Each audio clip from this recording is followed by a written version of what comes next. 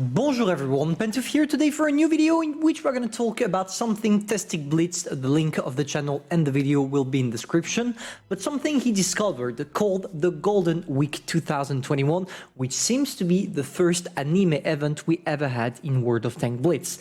And with it comes some new special features such as brand new avatar for what seems to be the Valkyria Chronicle anime. I might be wrong, I'm sorry if it's the case because I'm definitely not into anime at all. So I don't know what it truly represents, but at least gotta give a shout out to Wargaming because it's pretty cool for them to include the anime community among the game. They already did it with several tanks that we're going to talk about in this video, but most importantly, having a real event based on that, I think it's awesome. The cool thing about this event, as you can see, is that it gives you 1,000 gold, which seems to be quite a lot actually, plus another 500, so a total of 1.5k gold. And yeah, I mean, there is nothing to really complain about, and I truly don't know why Wargaming is doing that. There is also that special thing right there. I don't necessarily know what it is. Maybe Testic is showing it at a moment. Let me take a look, because I know he takes a look at it. Yeah, right there.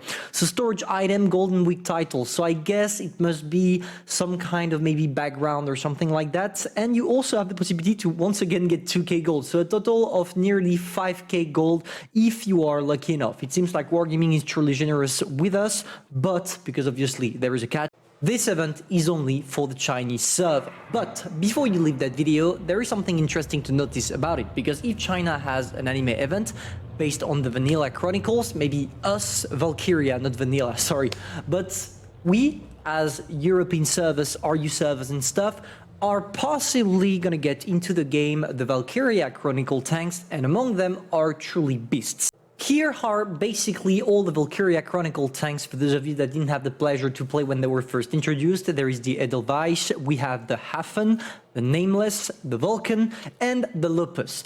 So 5 tanks in total. Yesterday, 1 year ago, sorry, during that period, we had a bundle with every single one of them included, or an offer where you could buy them individually. And in today's video, I want to show you which one you want to get, because obviously the whole bundle is not worth it, because out of them, there are truly only 2 that are definitely worth it. I want to say that straight away before we jump into it, but if Wargaming put back those tanks, they will be in the direct bundle. They will not be in crates. You will not have to gamble, which is some good news. And there is also a possibility for Wargaming to actually add another premium into the game that they didn't talk about yet, that will be included into this bundle, or maybe taken apart individually for the people like me that already own all the Valkyria Chronicle tanks. So let's start that video by just throwing away that thing, the Vulcan. You don't want to get it. It's completely useless, lacks of gun depression, of DPM, of pretty much everything, and it kind of sucks, and this is why you don't see any on the battlefield. And the Lupus, which is the exact same tank but with better statistics, will possibly overshadow him. So yeah, the Lupus is definitely a go-to tank, and if it appears in a bundle, you want to get it because it's among the best heavy tanks at tier 7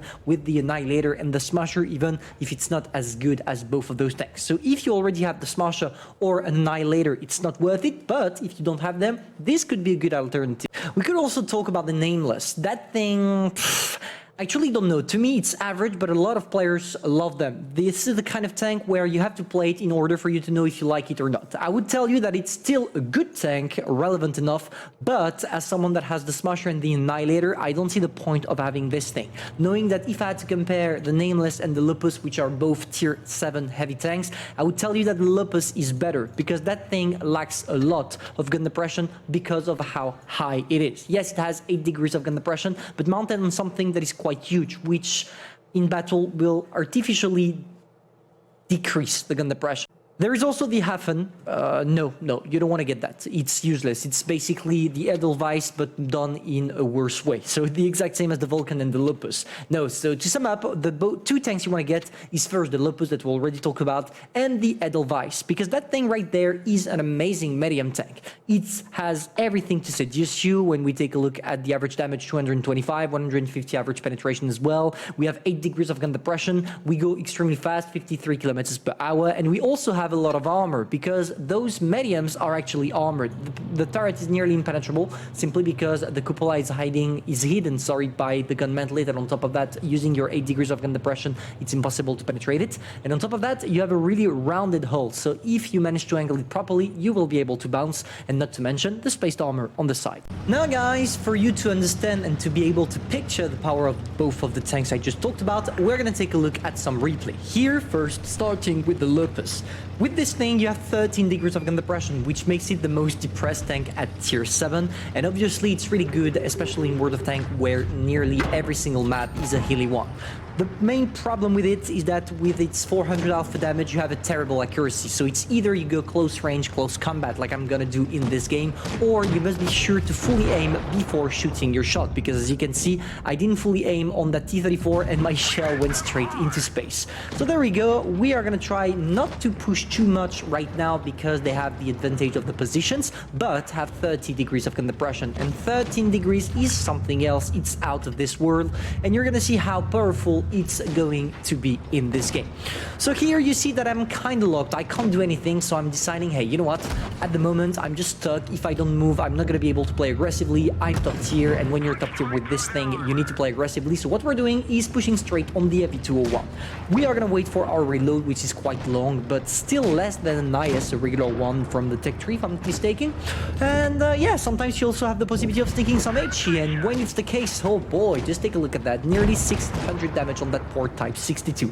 Now he's out of service because nearly a one-shot, not nearly, it's a one-shot, and now all we have to do is side scraping against that mighty FV201, because yes, this thing you have right there is amazing at pretty much everything. You have an amazing armor, you don't have the best mobility, but still you're gonna do the job, and you have the possibility of angling it as hell, which makes it definitely worthy tank. I know I don't play too much or even talk about the tank because I have the Smasher and the Annihilator, but this thing is truly a beast, an underrated beast in my opinion, but truly one.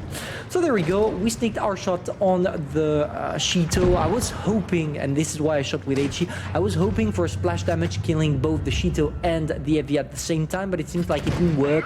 And now what we do is taking the last shot on the Panther, the guy dies, boom, we come back to the mighty garage, and from there you're gonna see that as we're a premium tank, we still did quite a lot of credits, nearly 60,000.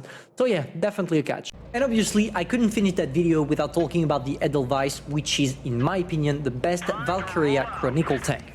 But there is a catch, and the catch is, if you're not a skilled player, I don't feel like you should buy it, because that tank still requires you to know about map knowledge, to know where to place yourself, to know where to push, to know when to retreat, to know when to spot for the rest of your team, and all those little tactics that you need to have in mind every time you're playing it. To acquire them, you will have to get some skill, you will have to play some battles, you will have to be the #1 of your team at least 2-3 times a day, something like that. But once you master all of that, then yes, it's definitely a go-to tank. Just take a look at that. Our great mobility allowing us to sneak a shot at the beginning when the heavies are crossing. Now obviously I'm armored literally everywhere but the ass, and this is why I took the shot from the Centurion. And I want you to keep in mind that your armor can work and will work against tier 6, no problem. Against tier 7, you start needing to angle, and when it comes to tier 8, it's quite rare for you to be able to bounce, but it happens from time to time. This is called patrol armor, and that tank fits that role perfectly.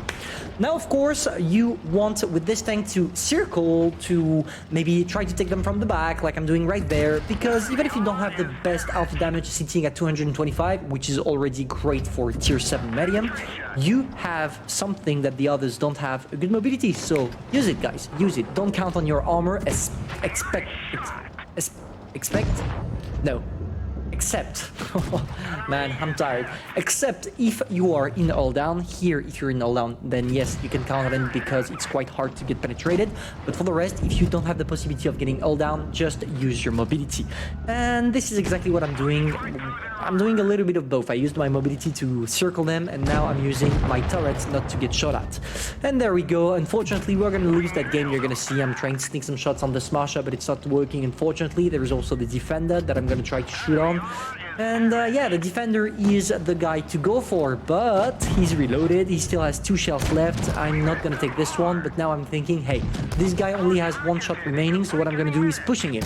I sneak a shot. I'm gonna sneak in another one because I only have 5 seconds of reload, but didn't work, so I'm just going to switch to another target. And as you can see, the shoot while driving is not something to worry too much about with this tank, because it's actually a pretty stable one, and the gun accuracy, etc. on that thing are really crazy. Unfortunately for us, this is the end, because the Progetto 46 will definitely not bounce. We still did a good game. We managed to get ourselves 3k damage, the same number of credits that we did with the Lupus, and obviously a much more enjoyable and fun game than the one I had in the Lupus personally, but still, it all depends on your playstyle. But those 2 tanks, if they come back in the shop, which is nearly certain, you want to acquire them both. Hopefully you enjoy. If that's the case, feel free to subscribe, like and share, and I'm gonna see you soon for a new video. Bye.